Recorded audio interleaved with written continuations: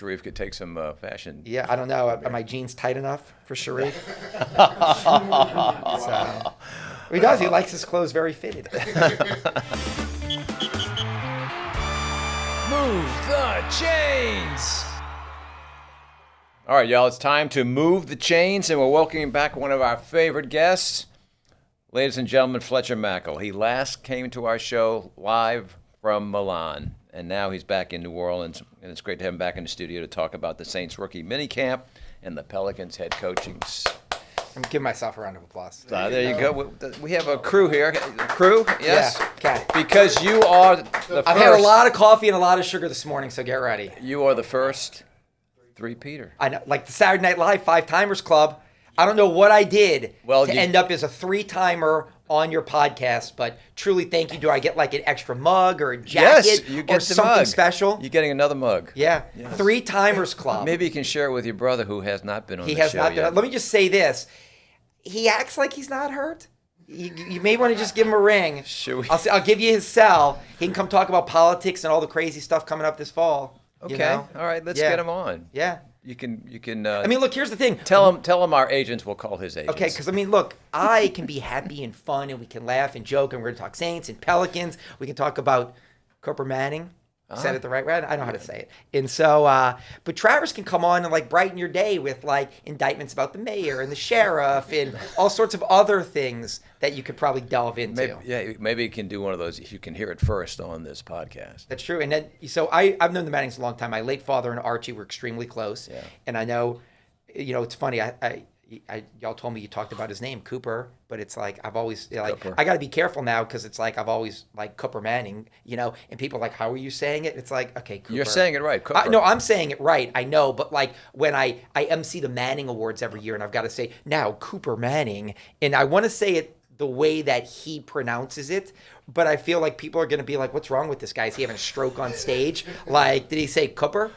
Like, what is he saying? But I think that's a good get for you. The two families of New Orleans, of the Mannings and the Romigs. I mean, that's some royalty in New Orleans right there. Listen, we enjoy having the Mannings on, and he talked about the entire family. As you know, it's legendary family. Yeah. So I'm wasting all my time. As are the Mackels. I'm wasting all my time talking about the Mannings. No.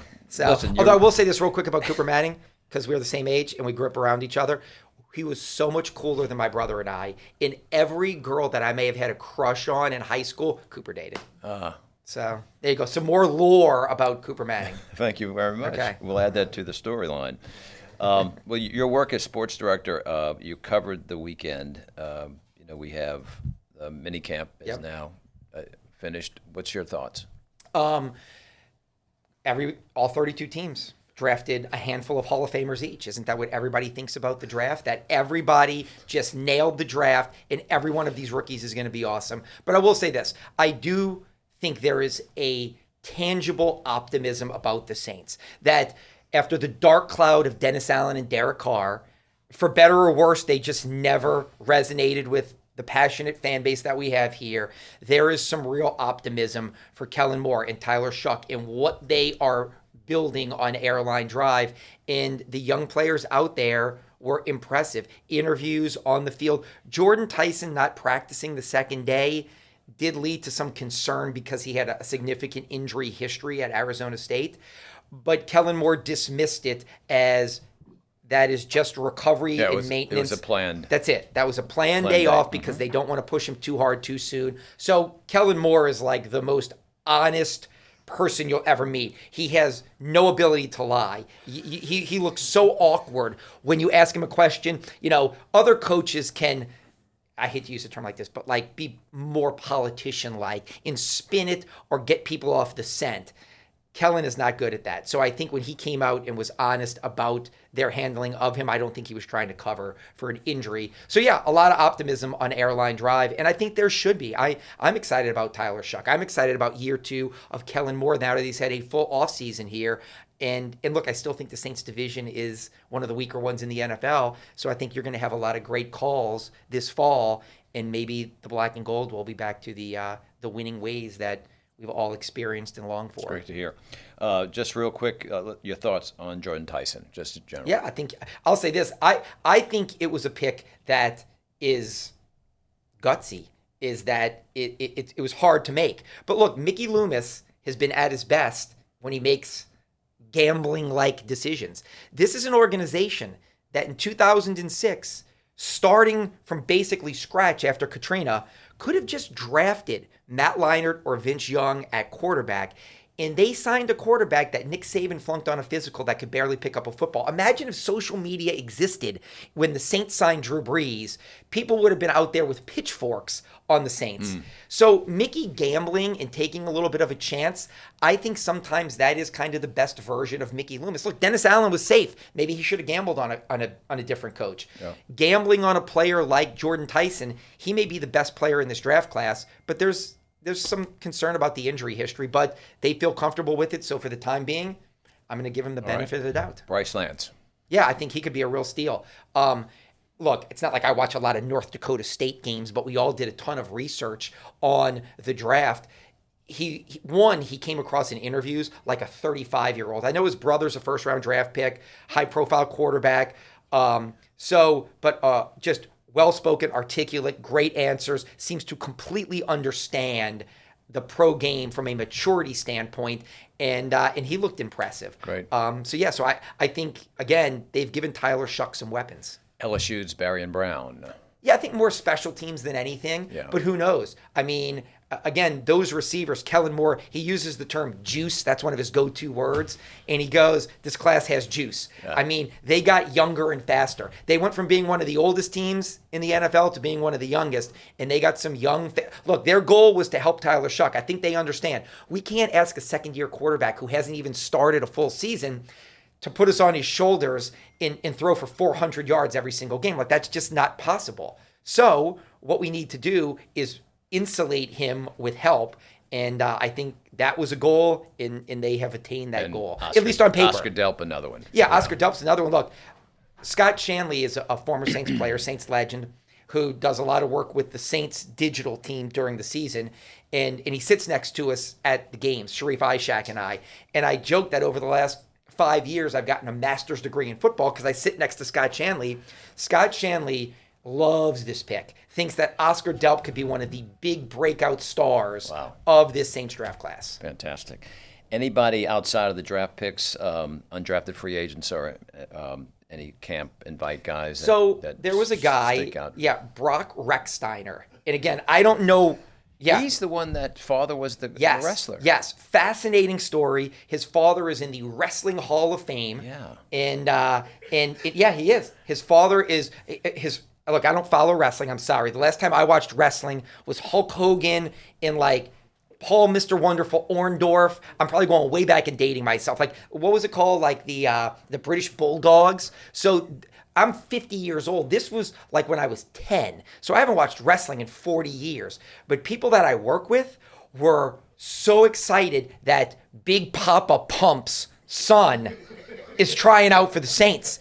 And Sharif, who I work with, posted a video of the interview that we did with Brock, and it's got like 300,000 views because all the wrestling world is sharing it and loving it. But look, he was a walk-on at Jacksonville State. When you talk about the eyeball test, 6'2", 220, he looks more like a linebacker than a wide receiver. But he's a guy who impressed. I hope he gets an invitation to training camp, and we'll see. But he was impressive. Wow, that's fantastic. Yeah. I saw the excitement in the interview that was done. And everybody kind of... And he said he wants to go back and wrestle perhaps after. Yeah, he said that... Yes, he said that he will follow in his father's footsteps. His father, his uncle, his cousin, all are professional wrestlers. And his cousin was actually a great football player at Kennesaw State. So he said that he will absolutely go into that world. He said he grew up with the wrestling moves, and they have a ring down in their basement. So he was a fascinating story. So again, those are from a storyteller standpoint, I am looking for stories like that. Yeah. Of like, sure, did he run a sharp route? Yeah. Like, were his stats? Yeah, great. Like, that's all fine and dandy. But sometimes anybody can do that stuff. I love these stories sometimes. So I hope he gets an invite. I hope he makes a name for himself. It would just be a great story. So the Saints have signed all of their drafts.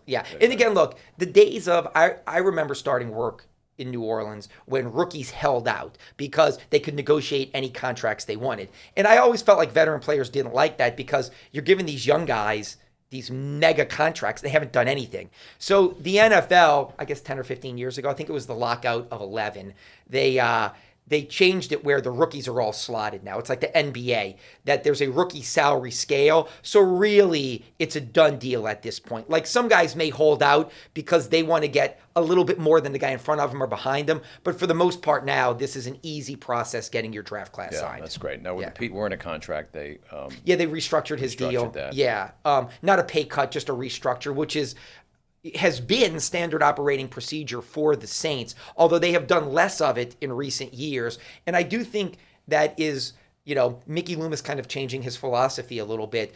They made a lot of moves. When they had Drew Brees, you were always in it to win it. So it was always, Philadelphia is doing that right now. Philadelphia is operating the same way the Saints did in Brees' heyday. Restructure guys, push money into the future.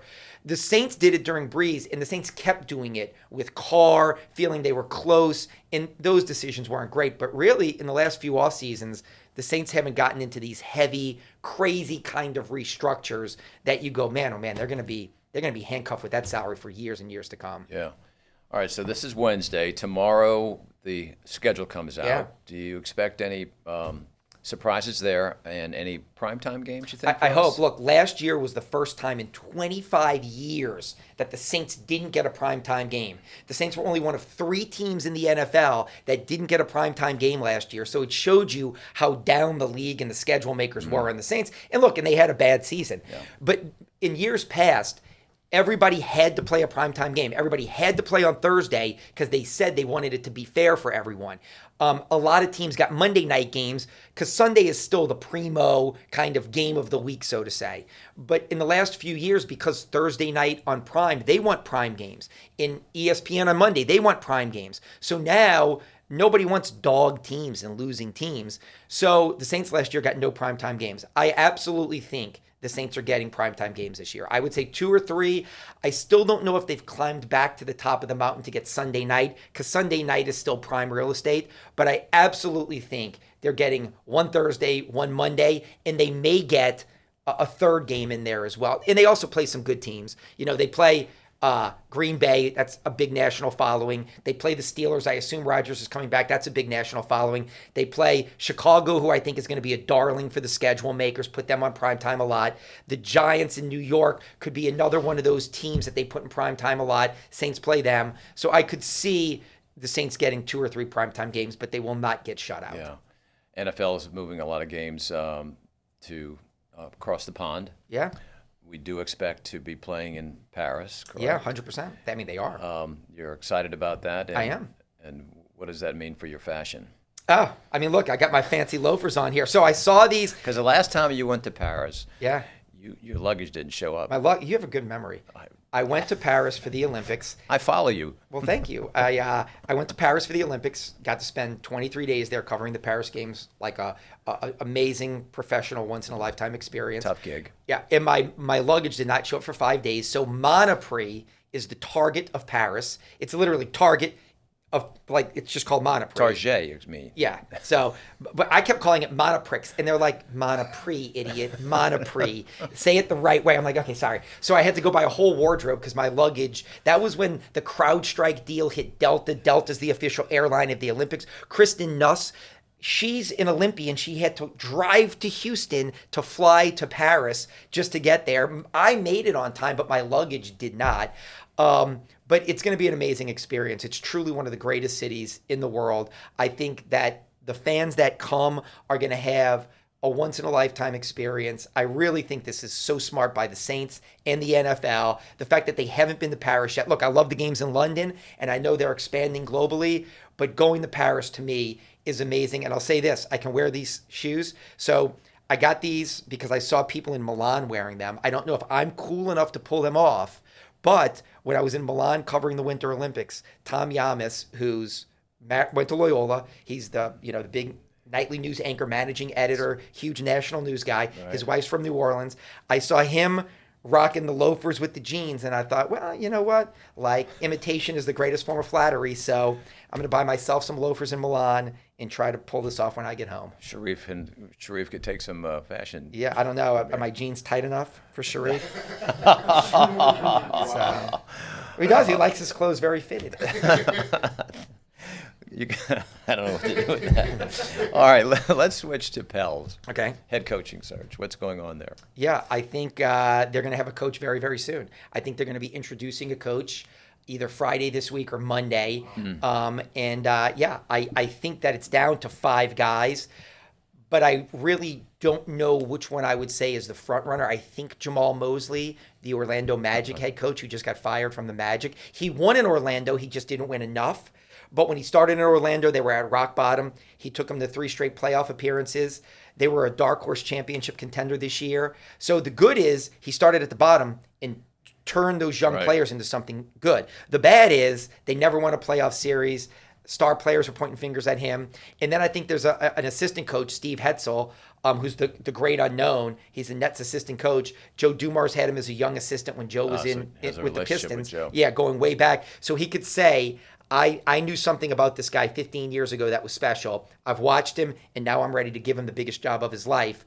I think some of the other guys have moved to the background. James Borrego, I love. I just think he's probably the fallback candidate. He's like the Darren Rizzi. Darren Rizzi was probably only going to get the Saints job if everybody pulled out. I think Borrego is probably the fallback. I think they're having a tough time reconciling some of Rajon Rondo's off the court issues that he's had in recent years, and I don't need to get into it. People can Google it, but I do think when you hire somebody in a leadership position, their history comes into the forefront. Sure. In the Saints, the Pelicans are going to have to worry about how that is handled and perceived, and does that become a bigger story than the hire? Not to say he's off the table, but I think they still have to get a level of comfort that they're not there with. And then Darvin Ham is a guy who's been connected to Joe Dumars since he played with him in Detroit. Well, played for him when he was an executive. So it'll be one of those 5. But if I were betting, I would go Hetzel and Mosley is 1-2. Okay. Now that the draft is set, does Atlanta picking at number 8 help out the fact that, last year's trade? Yeah, so I'll say this. The Pelicans traded last year. They traded their pick this year to get Derek Queen last year. And I think they were probably in this prayer mode, if they're like spiritual people, thinking, please don't win the lottery, because that would have just drawn so much scorn and ridicule from the national media. And there are all kinds of questionable trades in the NBA. Luka got traded to the Lakers is probably the worst deal in NBA history. But Joe Dumars trading an unprotected pick when he could have told the Hawks, we're putting a top 3 protection on it just in case we win the lottery.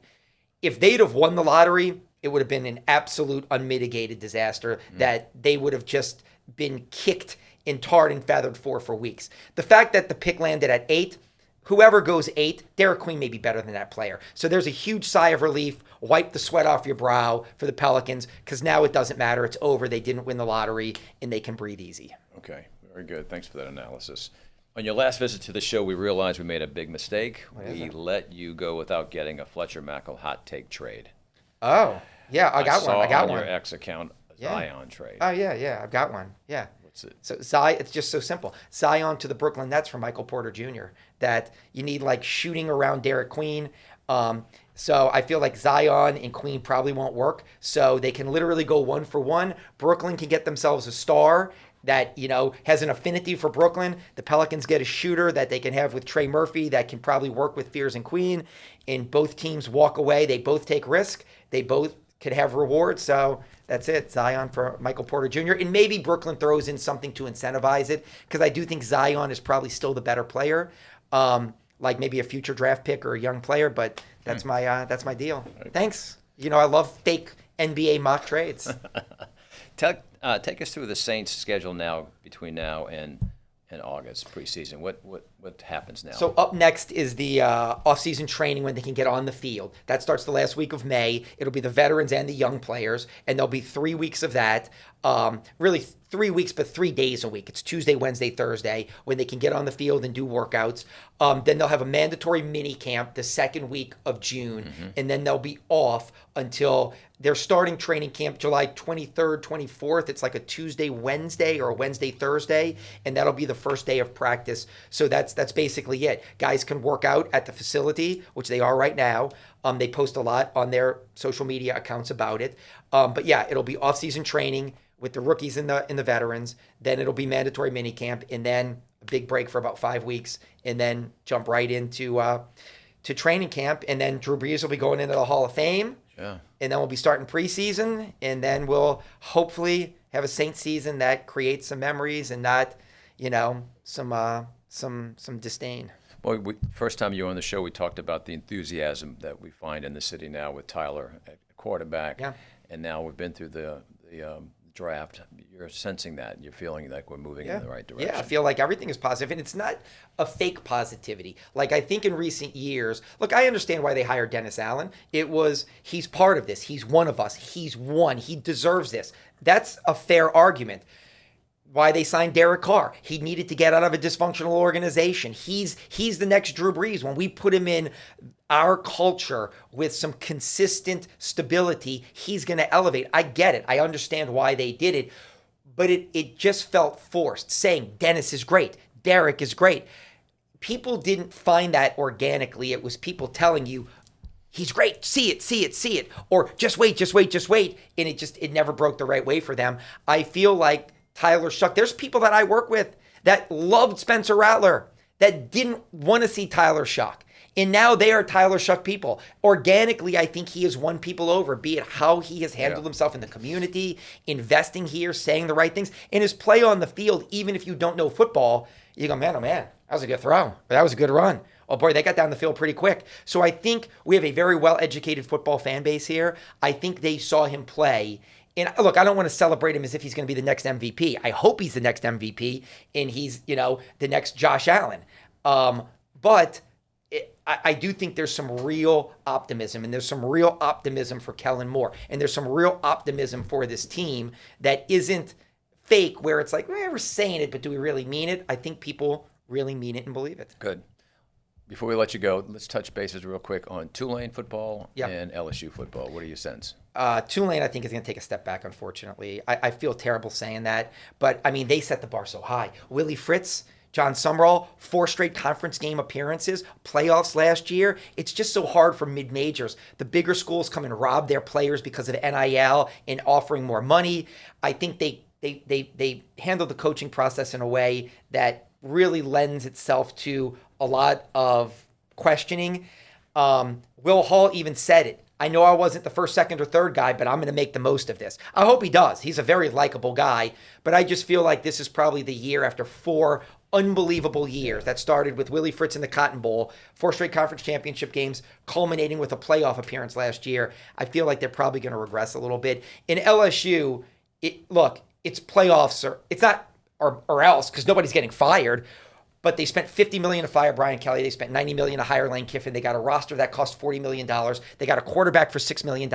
The insanity of the amount of money that they have spent is just mind-blowing. So if they're not one of the top 12 teams, it's an epic failure in Baton Rouge. Okay. Yeah. Well, we'll end it on that one. I mean, it's just, I don't know how else to say it. Fletcher, look, we look forward to having you back for 4 times. I'm going to come next time with a little bit more energy. I'll have that second cup of coffee. Oh, thank you. Well, Okay. I don't think I was gassed up enough. I think you did just fine. I am excited, though, the first 3-time guest. The fashion plate that you are. I'll get a sticker, right? That's right. Yeah, Well, a smoking jacket. and bring your brother next time. I know. I'm going to let you call him. We can do a duo. You organically, like I just said, like the fans to Shough, you need to organically drift to him when you feel like the time is right. All right, we'll do that. Thank you very much. And don't let him forget that I've been here 3 times to his 1 when he does come on. Hey, y'all, go ahead and hit that subscribe button on our YouTube channel and turn on your notifications. Please follow us. We've got new shows each and every week. And a very, very special thanks to all of our sponsors who are making this possible. Have a great day, and we'll see you next week.